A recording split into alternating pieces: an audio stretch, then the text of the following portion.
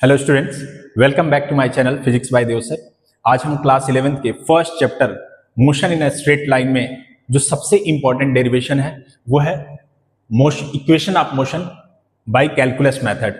Okay, so इसमें 4 equations होते हैं, आपने पढ़ा होगा। क्लास 9th में जब हम मोशन चैप्टर पढ़ते हैं तो उसमें हम इक्वेशन ऑफ मोशंस को देखते हैं। बेसिकली 3 इक्वेशन ऑफ मोशंस तो हम देख ही चुके होते हैं, जो कि पहला है v equals to u plus at, दूसरा है s equals to ut plus half at square, और थर्ड जो है v square is equals to u square plus 2as। इसमें एक नया इक्वेशन ऑफ मोशन चौथा जुड़ता है जो s nth के नाम से आता है, और वो कितना होता है u प्लस a/2 ब्रैकेट में 2n माइनस 1। आइए इन चारों इक्वेशन को हम कैलकुलस मेथड से कैसे डेराइव करेंगे उसको समझते हैं। सबसे पहला फर्स्ट इक्वेशन ऑफ मोशन की बात करते हैं। सपोज कोई एक ऑब्जेक्ट है जो ओरिजिन से किसी एक डिस्टेंस पर मूव कर रहा है। मान लेते हैं इसकी स्पीड जो है, जब हमने ऑब्जर्व करना शुरू किया टाइम t पर, तो 0 टाइम पर, तो यहाँ पे स्पीड कितनी थी, u थी, और एक सर्टेन टाइम t के बाद इसकी ये वेलोसिटी गेन कर लेता है जो कि v के बराबर होता है, ऐसा हम मान रहे हैं। ओके, आप सभी जानते हैं कि a is equal to dv/dt होता है, यानी कि इंस्टेंटेनियस एक्सेलरेशन क्या होता है, rate of change of velocity upon rate of change of time, यानी कि वेलोसिटी अपॉन टाइम ये एक्सेलरेशन होता है। लेकिन यहाँ पे अगर हम स्मॉल वेलोसिटी चेंज ले रहे हैं तो स्मॉल टाइम ले रहे हैं, यानी कि एक्सेलरेशन क्या हो जाएगा, dv/dt हो जाएगा। अगर हम इस t को इस साइड लेके जाते हैं तो dv बराबर क्या हो जाएगा, a.dt हो जाता है।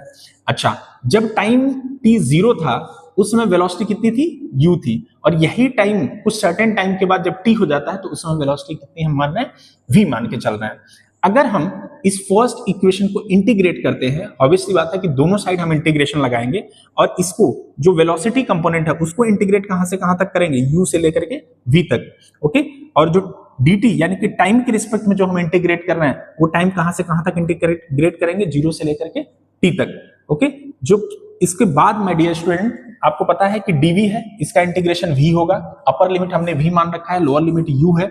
उसी तरह से dt का इंटीग्रेशन t आएगा, अपर लिमिट t है, लोअर लिमिट 0 है। जब हम इनकी वैल्यू पुट करेंगे, वैल्यू हम क्या करते हैं, अपर लिमिट को पहले रखते हैं, फिर माइनस करते हैं, लोअर लिमिट को रखते हैं, तो v माइनस u की जो वैल्यू आ रही है वो किसके बराबर आएगी, a, और यहाँ पे t माइनस 0 आ जाएगा, तो यहाँ t माइनस 0 मतलब t हो गया, v minus u equals to at आ रहा है। तो फर्स्ट इक्वेशन ऑफ मोशन जो माय डियर स्टूडेंट्स हम जनरलाइज मेथड से अब तक डिराइव करके देखे हैं, उसको कैलकुलस मेथड से वो कितना आ रहा है, v equals to u plus at आ रहा है। तो आइए हम सेकंड इक्वेशन ऑफ मोशन इसी तरह से देखते हैं।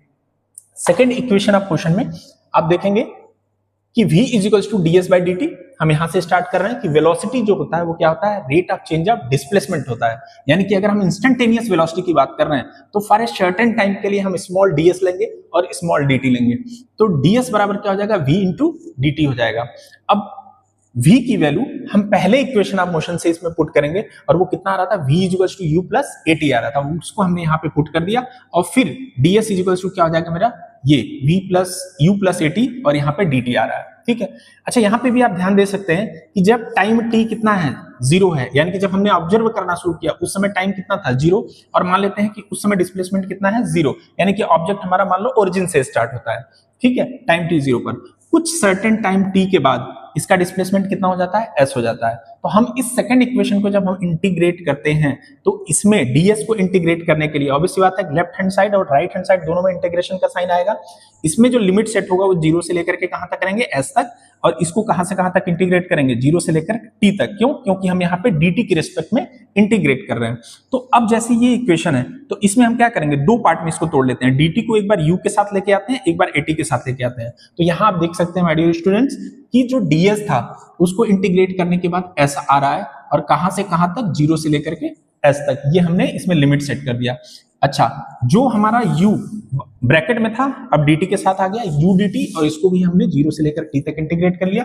at यहाँ पे था, यहाँ पे हमने क्या किया, at इंटू dt कर लिया, 0 से लेकर के t तक। और जैसे ही आप देखेंगे कि upper limit minus lower limit करेंगे तो s माइनस 0 आ जाएगा। यहाँ पे dt u चूंकि हम t के रिस्पेक्ट में इंटीग्रेट कर रहे हैं तो u कांस्टेंट होकर बाहर आ जाएगा, तो dt का इंटीग्रेशन t आएगा, लिमिट 0 से t है, और t का इंटीग्रेशन यहाँ पे a बाहर आ जाएगा क्योंकि ये कांस्टेंट के रूप में काम करेगा, t के रिस्पेक्ट में हम इंटीग्रेट कर रहे हैं तो t डॉट dt आ जाएगा। तो यहाँ पे आप देख सकते हैं कि t का जो इंटीग्रेशन है वो कितना हो जाएगा, t square divided by 2। Okay, ये मैथमेटिकल टूल्स में आपको इंटीग्रेशन, बेसिक इंटीग्रेशन आपको बताया गया होगा कि पावर क्या होता है, एक इंक्रीज हो जाता है और उसी पावर से हम क्या करते हैं, डिवाइड करते हैं। तो इस रूल से यहाँ पे कितना आ रहा है, टी स्क्वायर डिवाइडेड बाई 2 आ रहा है। जब हम लिमिट 0 to t इसमें पुट करेंगे तो आप देख सकते हैं कि ये इक्वेशन s माइनस 0 s हो गया, u t माइनस 0 हो जाएगा, यहाँ पे t स्क्वायर माइनस 0 हो जाएगा और 2 को हमने बाहर निकाल लिया। ठीक है, तो फाइनल ये जो इक्वेशन बन रहा है s equals to ut plus a/2 tt square, इसको जब हम सही से लिखेंगे तो यही इक्वेशन जो है सेकंड इक्वेशन ऑफ मोशन क्या हो जाता है, s equals to ut plus हमने इसको कर दिया half a t square. So my dear students, आपने पहला और दूसरा इक्वेशन कैलकुलस मेथड से देख लिया है। अब आइए हम थर्ड इक्वेशन ऑफ मोशन को देखते हैं, किससे, कैलकुलस मेथड से।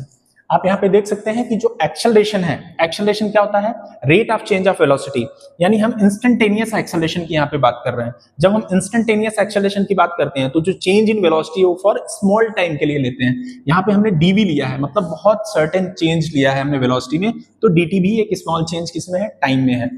इसको हम अरेंज करके ऐसे लिख सकते हैं dv by ds into ds by dt। Suppose हमने क्या किया, ds से ऊपर मल्टीप्लाई कर लिया और नीचे ds से डिवाइड कर लिया और फिर इसको अरेंज कर लिया, dv बाई ds कर दिया और इसको ds बाई dt कर लिया। तो आप समझ रहे होंगे कि ds बाई dt क्या हो जाएगा, वो v के बराबर हो जाएगा। ओके, तो अभी क्या बचा मेरे पास, dv by ds into v। अब ds को जब हम इस साइड ले जाएंगे तो ads आएगा और इधर कितना बचेगा, vdv बचेगा।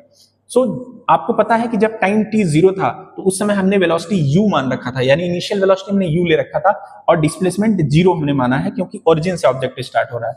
किसी सर्टेन टाइम t के बाद मान लेते हैं उसकी वेलोसिटी कितनी हो गई, v हो गई, और जो डिस्टेंस या डिस्प्लेसमेंट कवर करता है वो कितना है, s हो गया। अब इसके अकॉर्डिंग हम क्या करेंगे, इसको इंटीग्रेट करके इसमें लिमिट सेट करेंगे। तो यहाँ पे देख सकते हैं कि लेफ्ट हैंड साइड पे जब हम इंटीग्रेट करेंगे तो a डॉट ds आ रहा है और कहां से कहां तक इंटीग्रेट कर रहे हैं, 0 से लेकर के s तक। v dv को कहां से कहां तक, चूंकि dv के यानी कि वेलोसिटी के रेस्पेक्ट में इंटीग्रेट कर रहे हैं तो my dear student lower limit और अपर लिमिट वेलोसिटी का ही पुट करेंगे। तो स्टार्ट कहां से हुआ, u स्पीड के साथ, और कहां गया, कहां तक है, v स्पीड पे। तो हमने इसकी वैल्यू यहां पे पुट कर ली। यू कैन सी हियर कि जब इसमें हम अपर लिमिट और लोअर लिमिट को माइनस करते हैं तो ये इक्वेशन जो बन के आता है वो कितना आता है, as और half v square minus u square. 2 इस साइड आएगा तो मल्टीप्लाई हो जाएगा, तो यहाँ पे आप देख सकते हैं कि 2as आ गया और इधर v square minus u square आ गया। मैंने u स्क्वायर को इधर ले आया तो कितना हो जाएगा, v square is equal to u square plus 2s, और यही थर्ड इक्वेशन ऑफ मोशन है। So my dear students, we have seen the first equation of motion by calculus method, second equation of motion by calculus method, and third equation of motion which is v square is equal to u square plus 2s by calculus method. Now the most important and new for the class 11th student, this is the fourth equation of motion, और ये बहुत important है my dear student. यहाँ पे हम जो fourth equation of motion में हम s nth निकालते हैं। अब s nth क्या है, s nth वो डिस्टेंस है जो कि nth टाइम में कोई ऑब्जेक्ट कवर करता है। ओके, आप सीधा सीधा ये समझ सकते हैं कि सपोज कोई ऑब्जेक्ट एक ड्रॉप हो रहा है, कोई एक बॉल जो है वो नीचे ड्रॉप हो रहा है, तो 1 second 2 second 3 second and so on ऐसे गिरते आएगा।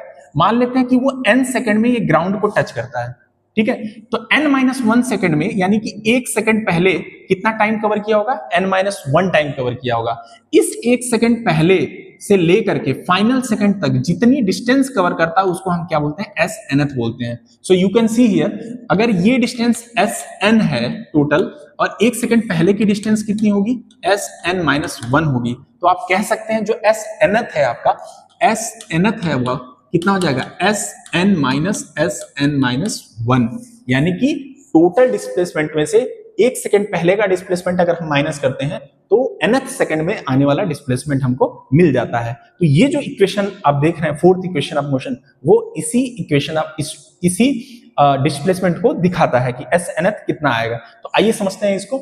सबसे पहले आपको पता है कि v equals to ds by dt होता है, यानी कि इंस्टेंटेनियस वेलोसिटी जो होता है वो क्या होता है, rate of change of displacement होता है।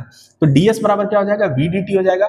v की वैल्यू आपको फर्स्ट इक्वेशन ऑफ मोशन से मिल जाएगा, फर्स्ट इक्वेशन ऑफ मोशन से मिल जाएगा। ओके, वो कितना होता है, v equals to u plus at। अब आपको पता है कि जब टाइम n-1 था तो डिस्प्लेसमेंट आप देखेंगे s n-1 है। जब टाइम n है तो उस समय डिस्प्लेसमेंट sn है।